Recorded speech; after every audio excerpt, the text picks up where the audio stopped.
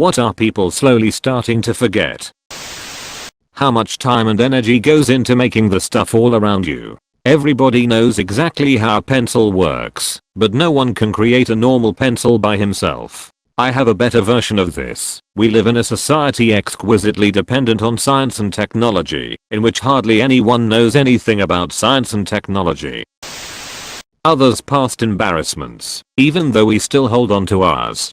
Now I don't forget the guy who farted in the quiet zone of the library. It happens and I feel for him, but I still remember that people cough for other reasons too. As someone with allergies, I don't think people realize it's allergy season, so there's no reason to give me dirty looks when I sneeze. Edit. I'm getting a lot of replies telling me to wear a mask, because then people wouldn't worry, and I look responsible. I don't know what made people assume I don't wear one, but my allergies don't really go away when I wear a mask lol. When to own something you had to pay only once. Now almost everything is subscription based, requires paid upgrades, DLC, plugins and so on. Just looked at buying a treadmill for cold weather and stormy days, and what do you know? Almost all the brands available in brick and mortar stores require subscriptions before you can turn them on for the first time. $180 per year for the privilege of operating a $1,200 machine in my own dwelling. It's not even about software anymore. Even physical goods are subject to this. You own something for a few years, and then you update bricks, it's time to buy a newer version. Neighbors. In the late 90s our neighborhood used to have block parties, where someone would have a big BBQ and everyone would come hang out and have a good time. I was pretty young at the time. I don't know who hosted or organized this, but now nobody talks to anyone. Edit. It was in a suburb by the way. I'm not sure if people ever did those outside of suburbs. I talked to my neighbor once. He seemed like a nice dude. That was 3 years ago. He's probably still a nice dude.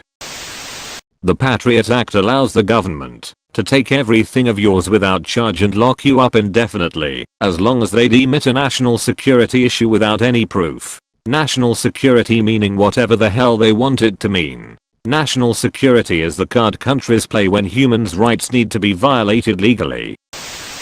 That the US had the longest government shutdown not that long ago. I actually did forget that. Phone numbers. When's the last time you actually memorized one? 01189998819991197253. Hong Kong protests. Tibet, who was in concentration camps, Israel/Palestine conflicts. Basically every social issue has been destroyed by COVID. That the quarantines and lockdowns were to slow the spread of COVID-19 and not to eradicate it. I would say a lot of people aren't forgetting it, they straight never understood it.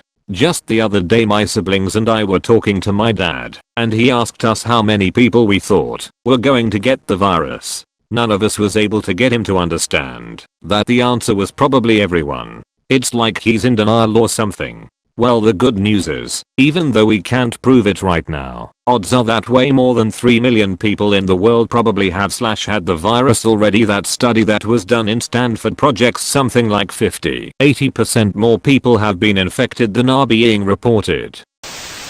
How the US Constitution works, and how much power the people are truly supposed to hold. The Constitution is dead. Duncan Lemp. Democracy isn't a given. Even when you're told you have it, it's not a given you actually do. That Reddit is just another social media platform susceptible to misinformation, full of ignorant, corruptible and misguided people. No, it isn't. I know for sure that my knowledge on everything is right. Why else would thousands of other people say the same thing after reading the same article as me? The article is definitely accurate too. It agrees with me and I'm right, so it's obviously right. That a government should fear its people, not the other way around. Politicians need to be reminded that they work for us, not the other way around. The fires in Australia. That wasn't that long ago, but it feels like 10 years. This whole year has felt like 10 years and it's only May. Perception of time slows with the more unique experiences you have. This year has been crazy and full of uncertainty, whereas past years might have flown by because every day wasn't all that unique. Amazon rainforest getting messed up really bad. How big a deal Princess Diana was. Think Meghan Markle multiply 10,000. How much of a wildfire her death was. How it was all the whole damn world obsessed about for months. Brexit, unless you are British or European, it's still a pretty big topic and will be again when the 2-year changeover thing is up. That Jeffrey Epstein didn't kill himself. People are slowly starting to forget how to think for themselves. Doesn't matter what the subject is, people just listen to someone else's thoughts/opinions on the subject and then just reiterate them without understanding it completely by themselves. You say that, but I'm not convinced most people ever knew how to think for themselves in the first place. What a world war is really like. For PC gaming, that games used to have an unlimited lifespan. You could just modify a game in any way you like it. Because it was normal to see total conversions or server-side mods that completely change your game. Nowadays the average game has about a 2-year lifespan and maybe about 4 years before the company decides servers will be shut down. How to navigate using a paper map. Forget using a map, just being spatially aware of geography. I know too many people who don't know where one town or area is relative to another. They just go turn by turn all the time.